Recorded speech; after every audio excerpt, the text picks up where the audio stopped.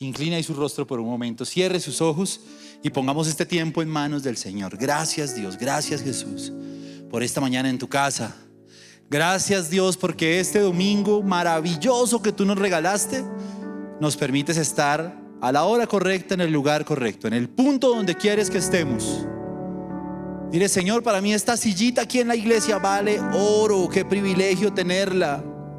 Qué privilegio ser un invitado de gala a tu mesa, a donde se sirve el banquete de la alabanza, la palabra, el compartir con mis hermanos en la fe, el desarrollar mi ministerio, mi liderazgo. Gracias por esta casa. Esta es una gran casa, una casa de personas que Dios ama mucho. Señor, te trajo esta mañana para decirte: te amo con todo mi corazón. Eres mi hijo y mi hija muy amado, muy amada. Amo a tu familia, amo todo lo que tú eres y todo en lo que te estás convirtiendo. A algunos les está diciendo el Señor: estoy orgulloso de ti, por eso te traigo aquí a la mesa. Gracias Señor, dile: gracias Señor por permitirme ser tu hijo. Gracias por poner un puesto para mí con mi nombre en tu mesa. Gracias Señor por poner un puesto con el nombre de mis hijos en tu mesa. Y gracias por esos puestos que aún están vacíos, pero que tienen el nombre de mi familia, de mis amigos, y que un día se sentarán ahí y disfrutarán de este tremendo banquete. Para ti Señor es toda la gloria y toda la honra en Cristo Jesús. Amén y amén. Quiero compartir un mensaje con ustedes esta mañana que sale de mi corazón. Es algo que el Señor me ha estado hablando y que hace parte un poco de la experiencia que hemos vivido junto a Jime. Ya llevamos más de un añito al frente de la reunión de Somos Uno y ha sido un tremendo reto. Ha sido el reto de lograr entender qué está pasando con las nuevas generaciones, de saber cuáles son los grandes retos que tenemos para liderarlas, para pastorearlas, y también, por supuesto, me ha generado a mí y a mi esposa profundas reflexiones sobre la paternidad y sobre el rol que estamos ejerciendo como papás, y cómo los papás y cómo la iglesia nos estamos enfrentando y si estamos siendo efectivos para ganarnos a las nuevas generaciones. Me gustaría saber quiénes son papás. Aquí levante la mano. Papás. ¿Listo? Baje la mano. ¿Quién además de papá se considera papacito? Levante la mano. Levante la mano. La fe de este ministerio es tremenda, vea. Muy bien. Mamás, levante la mano, bájela. Bueno, que las que se consideran mamacitas también. ¿Todo bien? Amén. Todas son así, todas son así. Es una iglesia de mujeres muy bellas, ¿sí o no? Dígame, échese ganas. Amén, gloria a Dios. Bendito sea el Señor. Bueno, muy bien. ¿Y cuántos son líderes de jóvenes? ¿Cuántos lideran aquí jóvenes? Levante la mano. Que lideren jóvenes. Ok. Mis consiervos que están aquí también, pues todos nosotros lideramos también equipos de jóvenes. Bueno, hoy ese mensaje es para los jóvenes, este mensaje es para los papás, este mensaje es para los líderes de la iglesia. Y se llama, ya vieron aquí, Conectando Generaciones. A propósito, saludamos a todos los que ven esta transmisión vía Facebook Live. Dice el libro de Malaquías, capítulo 4, verso 6, en la Nueva Versión Internacional: Él hará que los padres se reconcilien con sus hijos y los hijos con sus padres, y así no vendré a herir la tierra con destrucción total. Estamos hablando del último versículo, del último libro, del último capítulo del Antiguo Testamento. Es decir, que cuando el profeta Malaquías escogió con qué dejó a la iglesia, cuál es el último mensaje que les quisiera dar, dijo: chicos, Él hará que los padres se reconcilien con sus hijos y sus hijos con sus padres, y así, escuche esto, no vendré a herir a la tierra con destrucción total. ¿Qué quiere decir esto? La Biblia, desde el Génesis hasta este momento, siempre ha tenido una misma línea de pensamiento, y es: Dios bendice a través de las familias. La familia blinda, por eso Dios es Dios de Abraham, de Isaac y de Jacob, porque la línea genealógica, la línea hereditaria blinda a la tierra. Hoy estamos viviendo tiempos difíciles, tiempos de confusión, de incertidumbre. Cuando usted revisa lo que está pasando en la política, lo que está pasando en la economía, lo que vivimos en la pandemia, uno logra entender a través de palabras como estas que parte de lo que está pasando en la tierra, de parte de las cosas duras que estamos viviendo, tienen que ver con la desconexión generacional, con que esa bendición de padres a hijos se ha roto, y cuando eso se rompe, la tierra queda desprovista de la bendición y de la protección de Dios. La forma a través de la cual Dios siempre nos va a bendecir es la cobertura de nuestra familia. Cuando no hay familia, cuando se rompe el vínculo familiar, la tierra queda desprovista, queda a merced del ataque del enemigo. Por eso el enemigo ataca tan directamente siempre la estructura familiar. Y a manera de contexto, quiero hablar con ustedes sobre una especie de estudio, de investigación. Usted sabe que los gringos miden todo, ¿sí o no? Hacen estudios sobre todo. Pues bueno, también hay estudios sobre qué pasa con los jóvenes en las iglesias. Y estuve viendo un estudio que hizo el grupo Barna en Estados Unidos y que seguramente tiene mucho que ver con lo que nosotros también vivimos en nuestras iglesias. Y es que los niños que empiezan a venir a la iglesia cuando son niños, les apasionan las cosas de Dios, reciben las cosas de Dios con relativa facilidad. Pero hay un momento de la vida que suele ser justamente ese momento en el que la vida se está definiendo en cosas que ya son importantes, como por ejemplo lo que voy a estudiar, como por ejemplo en qué voy a trabajar, como por ejemplo cuál va a ser mi futuro sentimental, cómo voy a desarrollar mi vida sexual. Y ese momento es un momento crucial, coyuntural para la vida de los jóvenes, en el que la iglesia pierde a la mayoría de los jóvenes. Es ese momento específico, estadísticamente medido.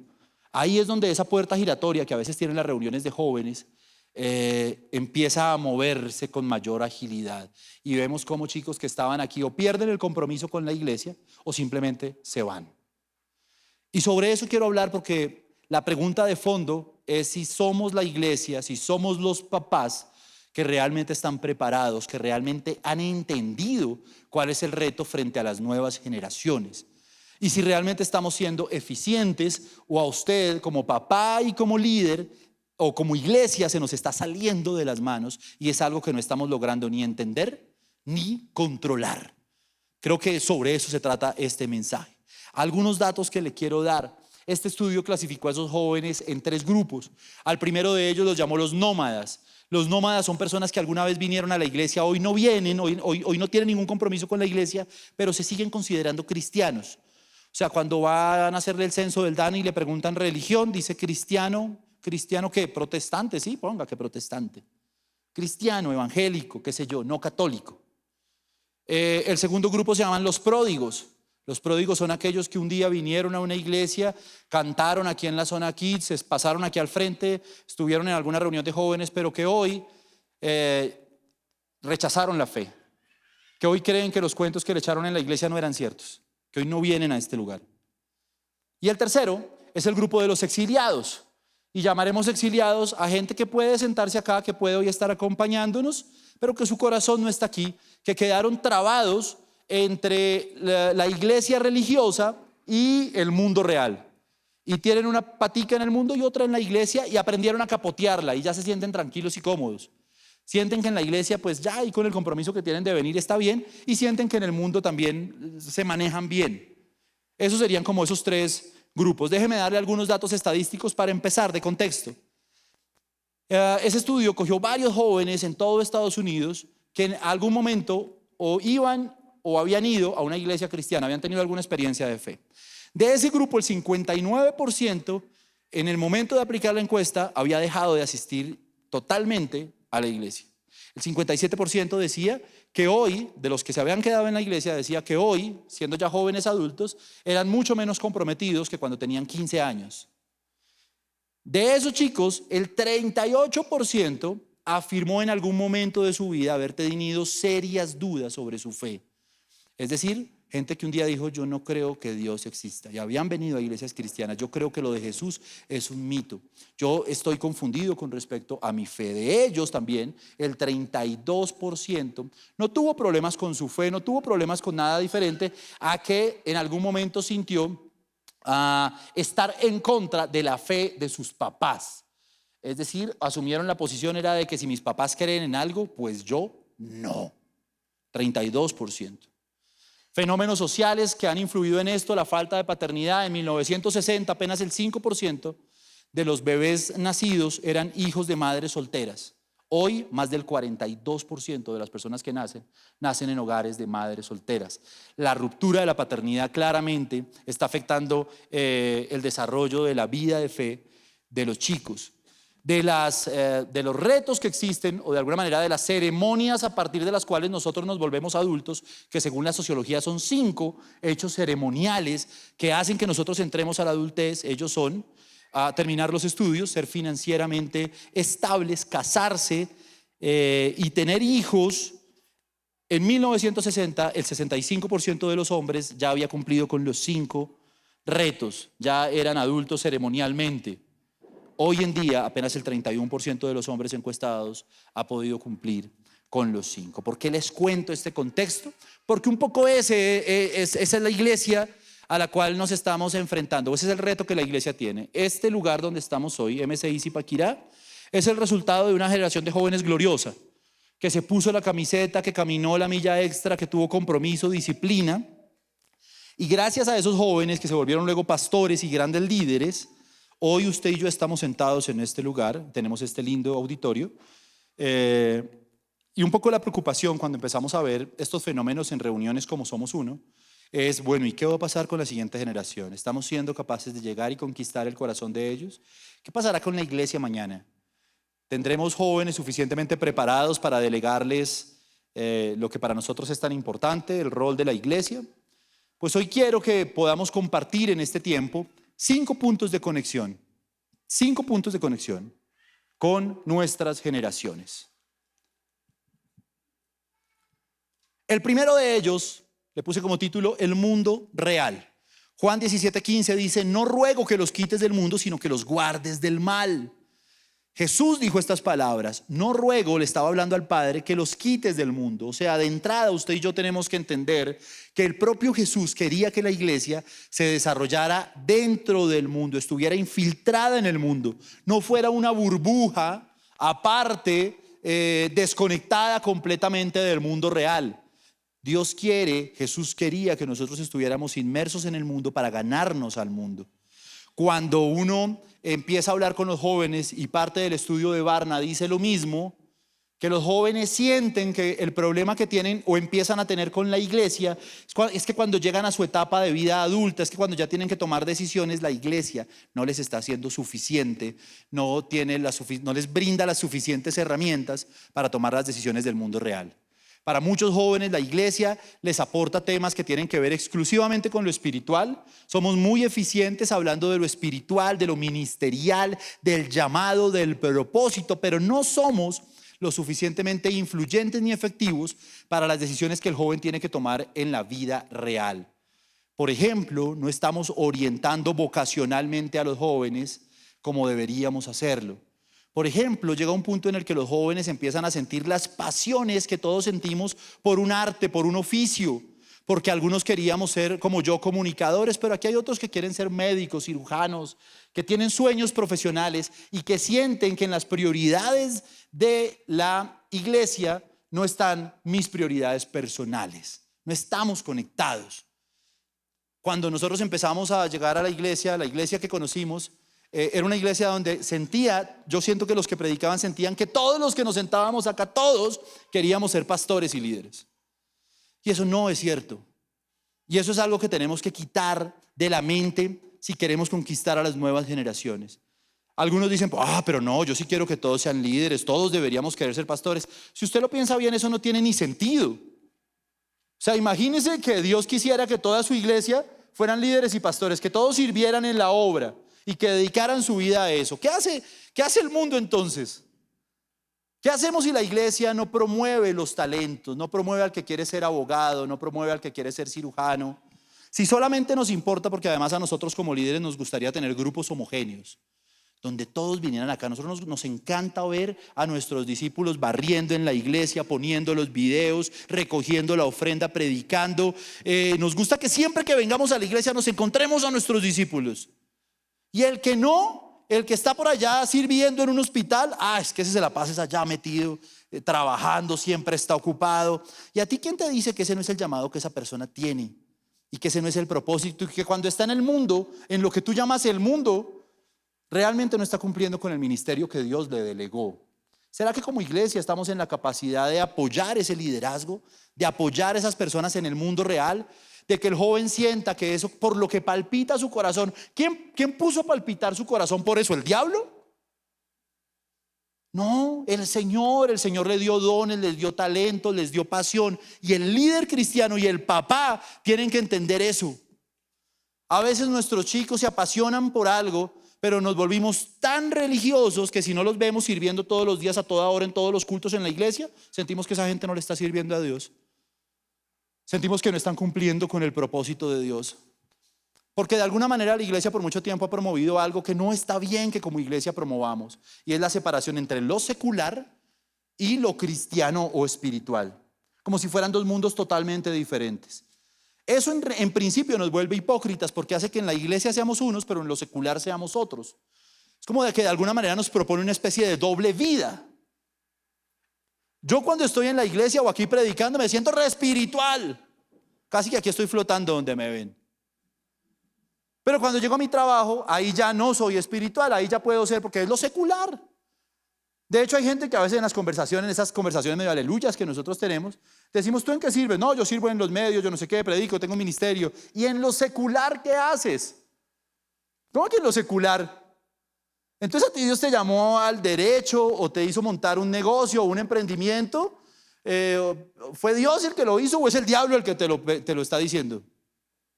No es Dios, ese es tu ministerio, tu emprendimiento hace parte de tu propósito y de tu llamado. Tu profesión hace parte de tu propósito y de tu llamado. No existen las cosas cristianas, es decir, cristiano no es un adjetivo. Cristianos, desde mi humilde punto de vista, solo podemos ser tú y yo si nos acercamos al Señor y nacemos de nuevo. Es lo único que es susceptible de poner el título de cristiano. Después de eso, no existe la música cristiana y la música secular. Existe la música, viejo. No existen los colegios cristianos. Los colegios son un edificio, son unos salones. No pueden ser cristianos, no pueden nacer de nuevo.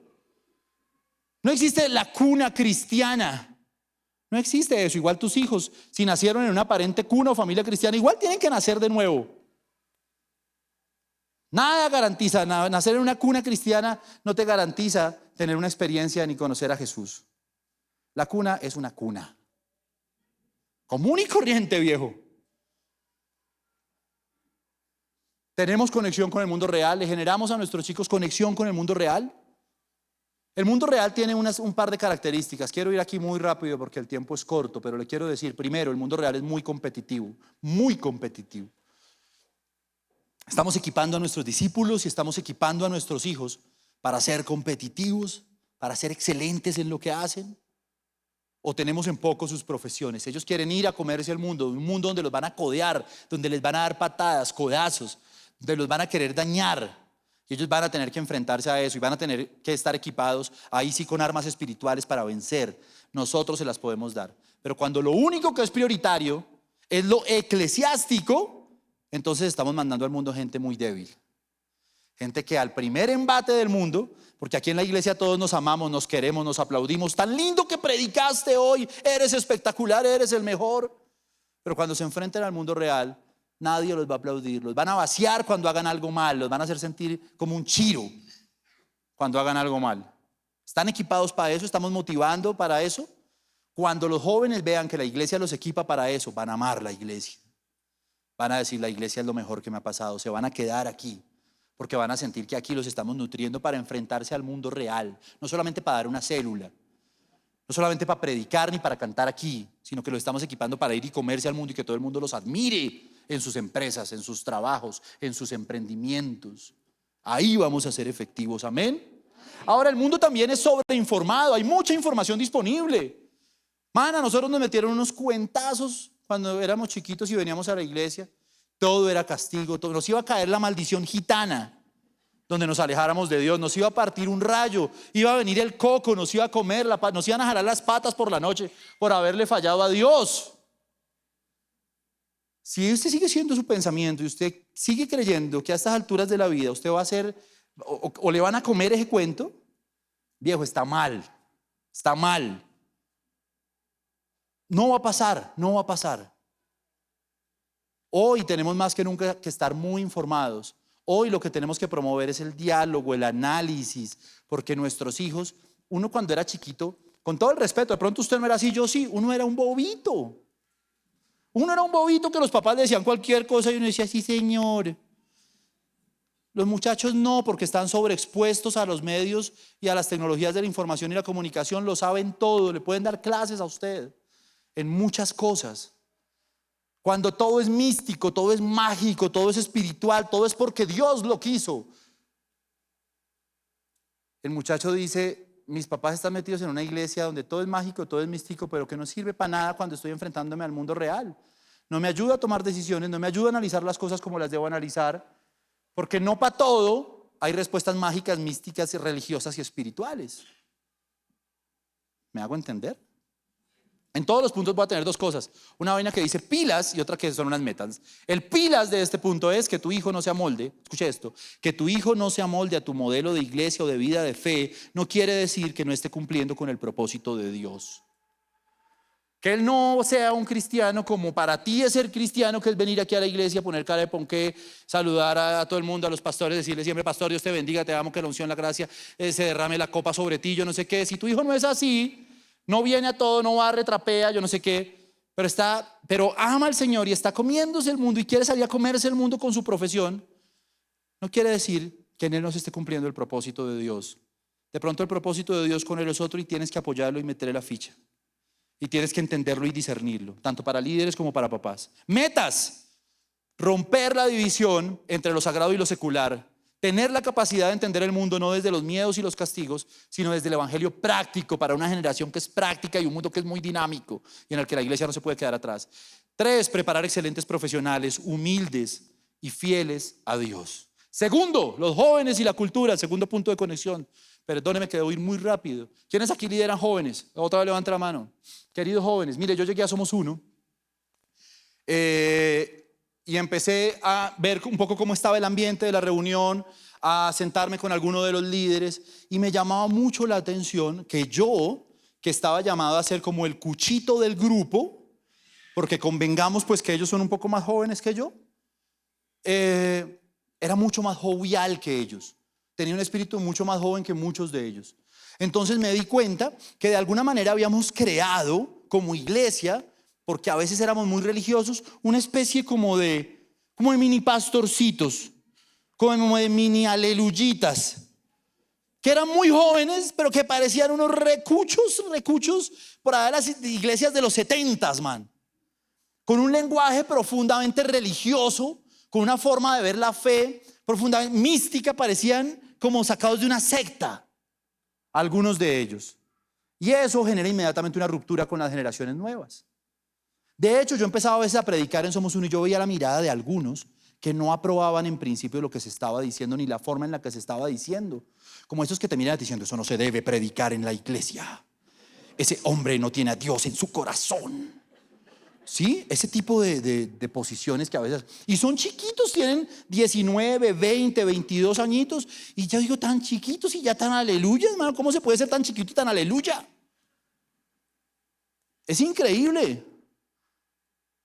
Y entonces, ahí es donde uno empieza a decir y a ver, ¿será que somos una iglesia que es percibida y que hay identificación cultural con nosotros? ¿O será que la gente y las nuevas generaciones nos están viendo como gente rara? Como místicos, como manes que yo no sé qué les pasó, que están como, que no tienen como los patitos en fila. ¿Sí o no? Gente rara, hablan raro. ¿Por qué no puede hablar normal? ¿Dónde dice la Biblia que usted tiene que hablar así de raro? ¿Dónde? ¿Quién le enseñó a hablar así? No hay identificación cultural y la cultura es un punto de conexión tremendo. ¿Sabe por qué ganó Boric en Chile? ¿Por qué ganó AMLO en México? ¿Por qué ganó Petro en Colombia? Por pura identificación cultural, porque entendieron que la cultura era el canal con el cual se iban a traer y se iban a almorzar a las nuevas generaciones. Por eso es que todos los artistas, actores, músicos, reggaetoneros, yo no sé qué, tienen que ser izquierdosos, tienen que ser progresistas, porque si no lo son, los chinos se la cobran, porque hay identificación cultural. La iglesia, por definición, ha sido una iglesia... La iglesia cristiana, por definición, ha sido una iglesia puramente cultural. El movimiento del rock and roll, que nació con Elvis en Estados Unidos, nació en el interior de las iglesias. Y podemos contar ahí cualquier cantidad de artistas, Aretha Franklin, si lo quiere más latino, ahí estaba Chayanne, Tina Turner, Katy Perry, toda esta gente. empezó al interior de las iglesias y las iglesias crecieron por la música, crecieron conforme iban creciendo los movimientos culturales en Inglaterra y en América Latina. ¿Cómo es la cultura o qué es la cultura hoy para la iglesia? Una vaina traída de las profundidades del mismísimo infierno. Y si el chino no salió medio cantante, medio yo no sé qué, y no canta música cristiana, Dios mío, parí al mismísimo Satan. ¿Ese chino qué le pasó? ¿En qué momento se me volvió actor? ¿En qué momento se me volvió cantante? Y no de música cristiana, porque bueno, ya brincos diera uno que fuera un salmista. Pero no, el muchacho me salió, claro, y entonces la iglesia tradicional desprecia la cultura, la desprecia. Y por ese desprecio hacia la cultura se nos han ido camionados de jóvenes. Porque encontraron que amaban, eran apasionados por el arte, por la cultura, y aquí no encontraron un espacio. Y aquí los miraron raro. Y aquí sintieron que esa vaina no era como no sonaba muy cristianoide. Y se fueron, y no hay identificación cultural. ¿Estás conectado con la cultura de tus jóvenes? Parte de la brecha que hay hoy papás e hijos tiene que ver con la cultura. Yo recuerdo que cuando yo estaba en mi casa viendo televisión, yo veía a Los Simpson, a mí me daba mucha risa, man. Yo me reía y mi mamá entraba a la habitación, mi mamita, y miraba el televisor y me miraba a mí. Ella quería entender qué pasaba. Y miraba el televisor y me miraba a mí. Y ya llegaba a una conclusión, ya después de un ratico decía, ¿usted por qué se ríe de esas bobadas? Claro, porque hasta el humor muestra la brecha que hay. A lo que a nosotros nos da risa, a los papás no les da risa y a sus hijos no les da risa lo que a usted le daba risa, le parece una bobada y viceversa. ¿Por qué? Porque hay una brecha, porque usted no entiende la generación de ellos. Mira, hubo un tiempo, cuando uno estaba aquí en la iglesia, yo recuerdo que a todos los que fueron de esta generación nos dijeron eso. Nuestra generación, no sé, si yo le pudiera poner un título en la iglesia de esa generación, se llamaba la generación Todo es del diablo. Todo era del diablo. Pokémon era del diablo, Dragon Ball Z era del diablo, los Caballeros del Zodiaco eran del diablo, los Supercampeones eran del diablo y la W de Walt Disney eran los cachos del diablo. Todo era del cochino diablo, mano. Y entonces, ¿qué hacían los jóvenes de esa época? Pues se la pasaban viendo Pokémon, Dragon Ball Z, los Caballeros del Zodiaco. Y aquí echaban y se ponían a cantar y todo y levantaban las manos. Claro, hay una conexión. Y claro, como en esa época, a veces uno creía, pero hoy... Además porque eran mitos, leyendas urbanas de que todo eso, de que había un demonio, de que en las pailas del infierno se escribían los libretos de esos programas. Eso no tenía ningún estudio científico, nadie investigaba eso, ningún papá se sentó con el niño a ver el programa realmente de qué era, pero nos gustaban las leyendas urbanas y los mitos. Y nos gustaba decir que todo y que el man se iba a salir como Samara en el aro del televisor y nos iba a tragar a todos. ¿Sí o no? Nos gustaba creer eso, era fácil. Y había niños que todavía creían ese cuento. Si usted cree que sus hijos todavía van a creer ese cuento, ay papi, perdió amigo, perdió. Diferente es que tú te sientes e intentes disminuir la brecha generacional entendiendo qué está pasando en la cultura que está afectando a tu generación y de la cual no se van a poder escapar. La van a tener en internet, la van a tener en sus colegios, la van a tener en sus universidades, la van a tener en todos lados. Desde chiquitos. Yo me siento con mi hija y ya me he visto todo. Me vi desde Jorge el Curioso, Peppa Pig, ¿cómo se llama la que veo ahora? Gaby. Bueno, en fin, los perros de Paw Patrol, todo eso. Y era igual, yo me sentaba con ella y a veces ella se reía y yo me reía, pero yo no entendía. Claro, no, estuvo re bueno. Y entonces lo que hago es intentar hablar con ella, dialogar de lo que está pasando en el televisor. Y decirle, a mí me parece esto, a mí me parece que eso está bien, más por cosas lógicas, racionales, analíticas, y no considerando que ella es una tontica a la que le voy a decir, eso es del diablo. Satanás escribió ese libreto. Esas orejitas que tienen no son orejitas, son cachos. Man, ¿en serio? Hay que romper la brecha generacional entendiendo los procesos comunicativos que hay ahí, dedicándole tiempo a nuestros hijos. Amén. Pilas. Que tu hijo ame y disfrute la cultura no lo alejará de la fe, al contrario, ahí tienes una herramienta poderosa para compartir a Jesús. Metas: ser la iglesia de los influencers, de los actores, de los músicos, de los musicales. Llena tu casa de cultura, en tu casa se debe hablar de cultura. Tienes que ser una iglesia culta, tienes que ser un papá culto, que tiene la capacidad de sostener una conversación con tu hijo sobre los temas culturales, porque ahí tu hijo se va a identificar contigo, ahí los jóvenes se van a identificar con nosotros y van a decir, la iglesia atiende todos mis puntos de interés. Y la iglesia no es una iglesia por allá que queda en una loma que parece que se encerraran los monjes con el Dalai Lama y allá no pasa nada más. Meta, artistas cristianos brillando en el mundo. No necesariamente haciendo música cristiana, brillando en el mundo, desarrollando su propósito, siendo luz en los Grammys, siendo luz en los Óscares, siendo luz en los festivales nacionales, siendo luz en los festivales de bandas, artistas con Cristo, llevando la luz de Jesús allá donde se necesita. Meta, ganar a través de la cultura. Tercero, Dios mío, esto me está acribillando el tiempo acá. Esto es como un puñal acá. Tercero, el hogar, el hogar. Primera de Timoteo 3, 2 al 5 dice, pero es necesario que el obispo sea irreprensible, marido de una sola mujer, sobrio, prudente, decoroso, hospedador, apto para enseñar, no dado al vino, no pendenciero, no codicioso de ganancias deshonestas, sino amable, apacible, no avaro, que gobierne bien su casa, que tenga a sus hijos en sujeción con toda honestidad, pues el que no sabe gobernar su propia casa, ¿cómo cuidará de la iglesia de Dios? ¿Será que tu hijo hoy encuentra una conexión real con Dios a través del hogar? ¿Será que si tu hijo hoy se estuviera perdiendo en el mundo y en un momento tuviese la posibilidad de decir, yo necesito algo de Dios, pero ¿quién me lo puede dar? En lo primero que pensara sería en el hogar. Nuestros chicos llegan a la iglesia de dos maneras, básicamente. Unos vienen del mundo, digamos del cochino mundo, de familias disfuncionales, donde hay maltrato, donde hay abuso, donde no hay papá, donde hay daños en su autoestima, donde los han dejado a merced de la depresión, 10,000 cosas. Y para ellos es duro llegar aquí. Y volver a creer en un proyecto de familia cuando pues su antecedente no tienen como un ejemplo donde agarrarse. Pero ahí es tan importante que todos estos que dijeron yo soy líder cristiano, pues usted sea ejemplo y sea identificación cultural. Y ellos digan, yo vengo de un trasfondo terrible, pero vea, yo veo que aquí los chicos se casaron, tuvieron hijos, creen en el matrimonio, tienen bonitos matrimonios, vea cómo se tratan de bien. Mi papá nunca trató así a mi mamá, pero yo veo que estos jóvenes desde jovencitos se tratan tan bonitos, se aman, entonces hay identificación cultural. Y algunos de ellos se enamoran de la iglesia por el sueño de tener una familia diferente a la familia de la que venían. Y eso es muy chévere. Pero luego hay otros que no vienen del cochino mundo, sino que vienen de lo que yo acabo de llamar ahora, que se llama la cuna cristiana.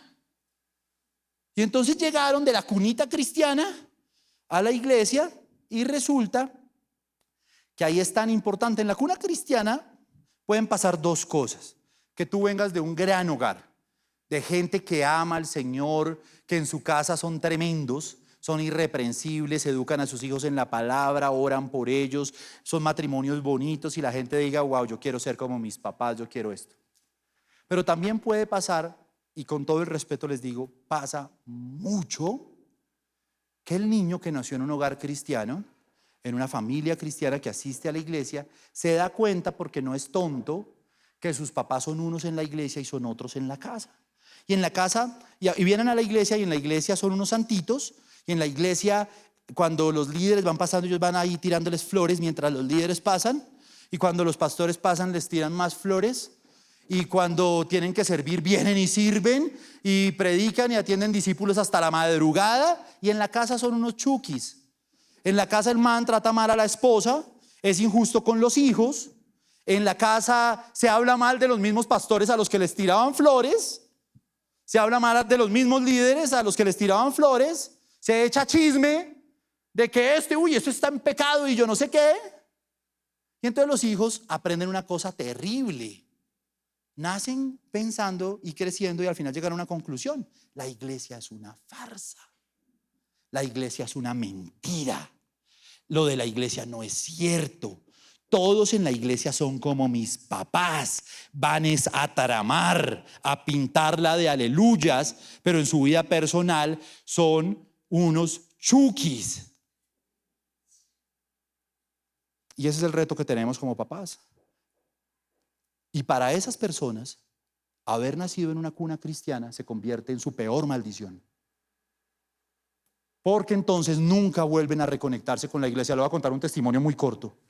Tuve un amigo en la universidad que se llamaba Pepe. El nombre fue ligeramente cambiado para proteger su identidad.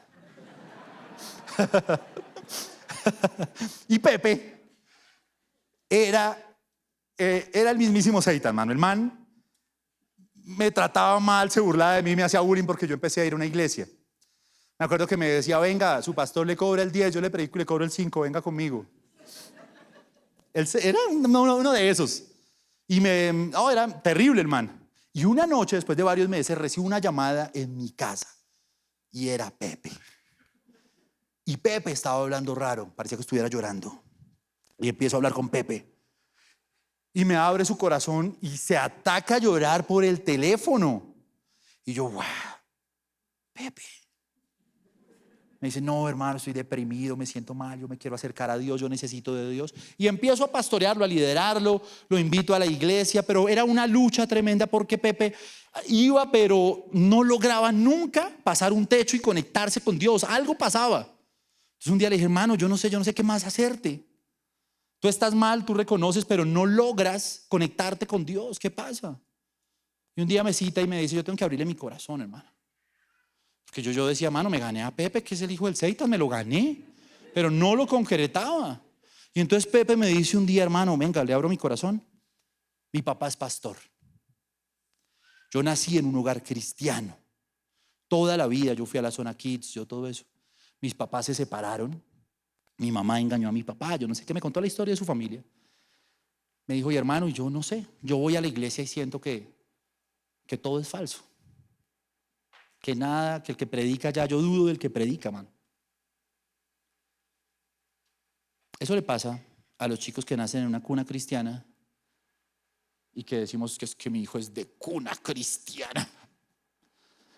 Y resulta que nuestro hijo no come de nada, porque en la casa le enseñamos o le dimos la peor versión de la iglesia que le pudimos dar. Si usted tiene una pata en el mundo y otra en la iglesia, hoy el Señor sabe que le dice a usted también, no sea mal papá. Porque una cosa es que usted se condene. Cada quien es dueño de su salvación o de su condenación. Allá cada uno de ustedes. Si usted no quiere volver, si usted no quiere aceptar al Señor en su corazón, pues allá se quemará en el infierno, man. Pero será responsabilidad suya lo que pase con sus hijos y Dios demandará de nosotros lo que pase con nuestros hijos. Porque usted es la versión de la iglesia en su casa. Si sus hijos perciben que sus papás son unos tibios, que tienen una pata en la iglesia y una pata en el mundo, que no toman la decisión de comprometerse con Jesús, que toman esto de chiste, de risa, que le toman el pelo al líder, y a usted le parece, ay, tan chistoso y tan duro usted que se está vacilando a su líder, pues en realidad lo que está haciendo es abriéndole una brecha, ayudándole a acabar el huequito a sus hijos para que se vayan derecho al infierno y para que nunca tengan un canal de conexión con Dios. Amén, qué pena con ustedes, hermano. A mí la verdad me da vergüenza también. Pilas. La falta de compromiso de tu hijo no siempre es culpa de él, puede ser tu religiosidad o la falsedad de tu fe. Meta que nuestro hogar sea inspiración para que la nueva generación quiera seguir a Jesús. Que siempre seamos la opción de puente para acercar a nuestra generación a Cristo. Amén. Cuarto, la palabra. Deuteronomio 6, 5 y 9. Amarás al Señor tu Dios con todo tu corazón, con toda tu alma y con todas tus fuerzas, y estas palabras que te mando hoy estarán en tu corazón. Las enseñarás diligentemente a tus hijos y hablarás de ellas cuando te sientes en tu casa, cuando andes por el camino, cuando te acuestes y cuando te levantes. Las atarás como una señal en tu mano y estarán como frontales entre tus ojos. Las escribirás en los postes de tus casas y en las puertas. Proverbios 22, 6 dice, instruye al niño en su camino y aun cuando fuere viejo, no se apartará de él. Somos realmente una iglesia que promueve y que está preocupada por sembrar la doctrina y la escritura en el corazón de sus hijos. Sabe, uno de los grandes problemas que tiene y que también hace parte del estudio es que cuando se dieron cuenta todos estos chicos que se iban, en realidad la profundidad del conocimiento bíblico que tenían era mínima. Hay muchos chicos que vienen a la iglesia y vienen desde niños a la iglesia. Crecieron en la zona kids, cantando el padre Abraham tiene muchos hijos, yo soy uno y tú también, alabemos al Señor.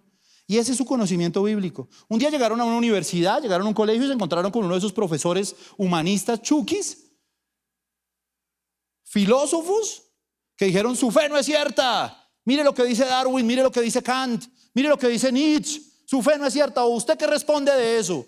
Y el muchacho lo único que le puede responder es: el padre Abraham tiene muchos hijos, yo soy uno. ¿Qué le estamos enseñando en la casa a nuestros hijos? ¿Sabe?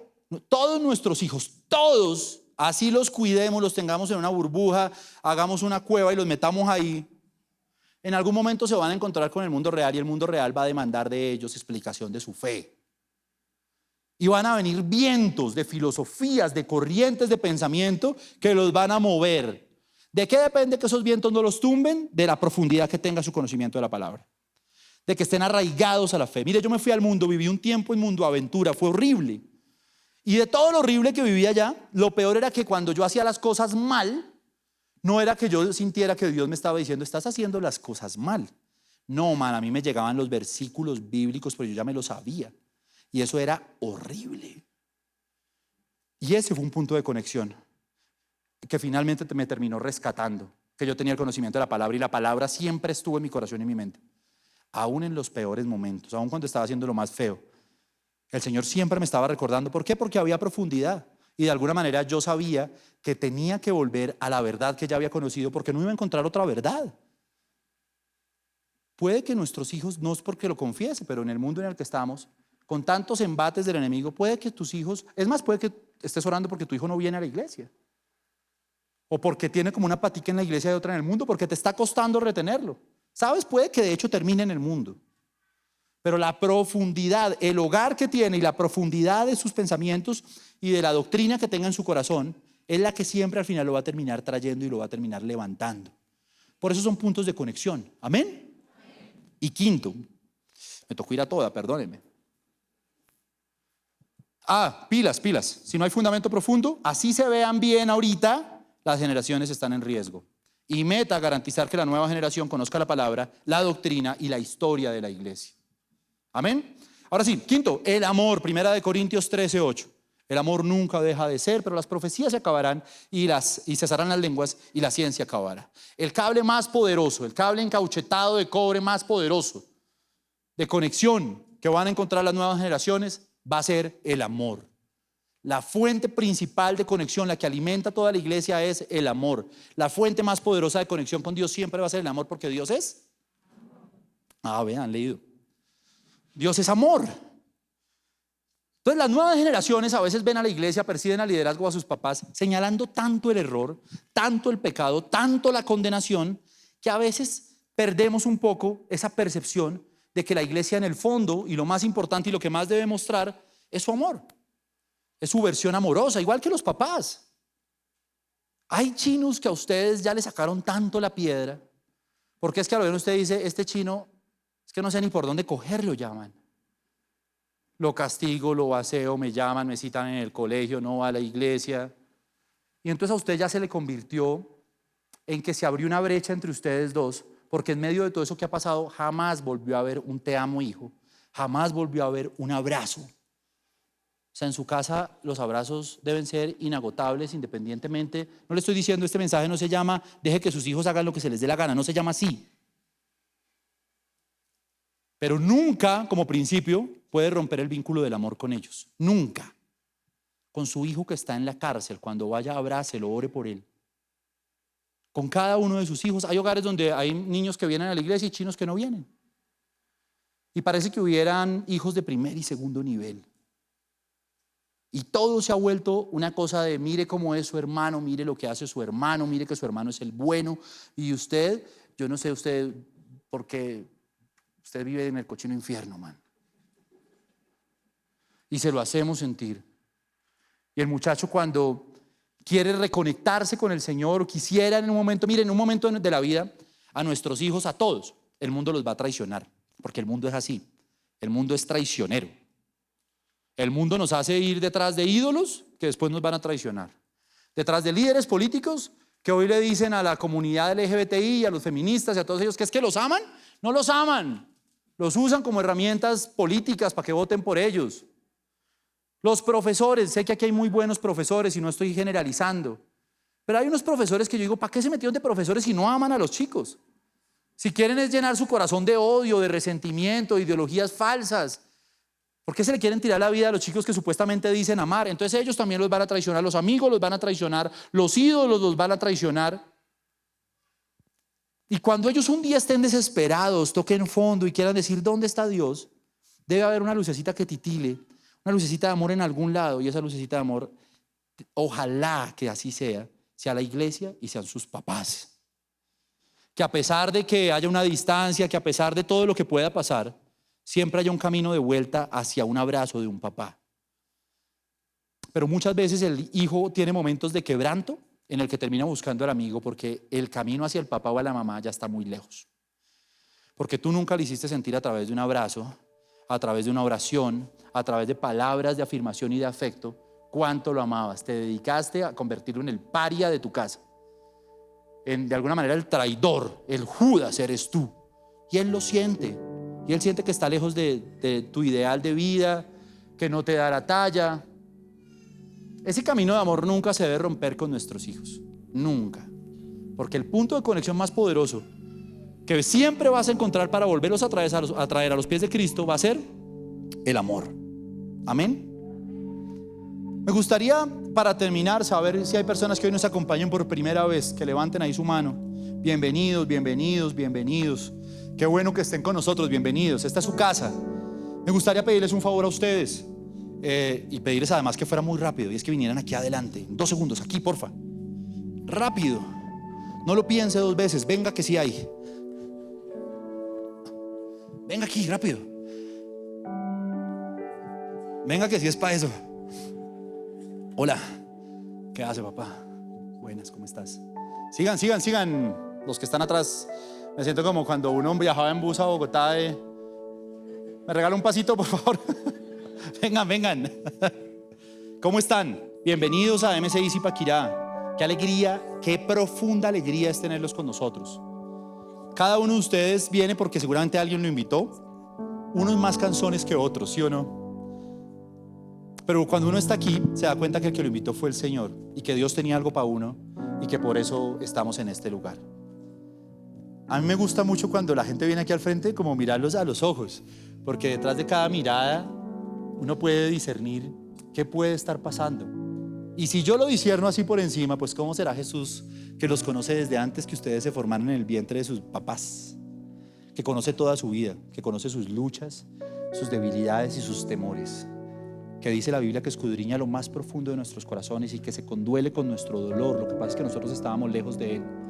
Y como estábamos lejos de Él, pues nos estaba pasando simplemente las consecuencias de las malas decisiones que a veces tomamos. Pero cuando Dios te toma de la mano, uno empieza a entender y a conocer que hay un futuro para nosotros, para cada uno de ustedes.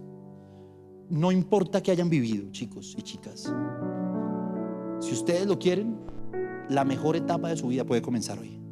Los mejores años de su vida pueden comenzar hoy. No importa la edad que tengas, no importa si eres joven o ya te sientas muy mayor. No importa, en el momento en el que Dios te llame, te va a entregar los mejores años de tu vida. Va a sanar tus heridas y va a hacer esto, te va a dar una familia. Te va a restaurar tu familia. O como nos pasó a varios que llegamos aquí y no teníamos, o algunos no tenían una familia, aquí nos dio una familia.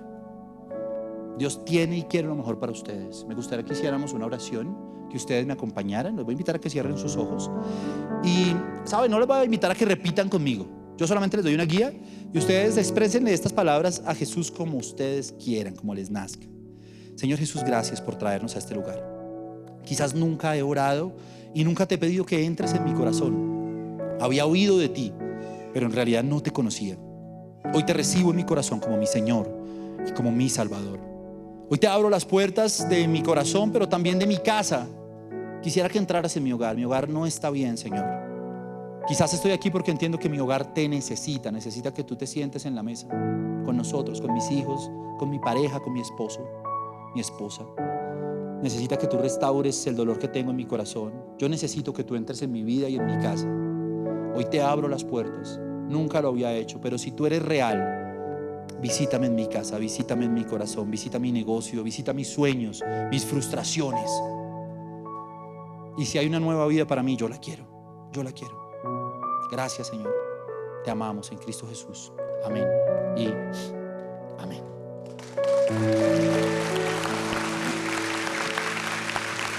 Chicos, qué bonito grupo son ustedes. El Señor tiene algo especial para cada uno de ustedes. Por aquí está un gran amigo. Hoy les tocó con uno de los mejores que tenemos. Entonces lo pueden seguir a él. Él tiene un regalito para ustedes y además quiere tomar sus datos y orar antes de que se vayan. Las personas que los invitaron los van a esperar y de pronto hasta los inviten a almorzar. Entonces síganlo a él, por favor. Los embalé. Síganlo a él, por favor. Los demás en pie, brazos arriba, por favor. Todos. Padre, en el nombre de Jesús, te damos gracias por esta palabra. Te damos gracias y te pedimos que nos unjas como la generación, como la iglesia que va a ganarse a las nuevas generaciones. Sabes, con la autoridad que el Señor nos ha dado, con la cobertura que tenemos frente a Somos Uno, frente a ese liderazgo, hoy quisiera con todo respeto y humildad orar por ti como papá y como líder de jóvenes. Padre, en el nombre de Jesús, hoy desato sobre tu iglesia una unción, una gracia para conquistar a las nuevas generaciones. Papás, pon tus manos en alto.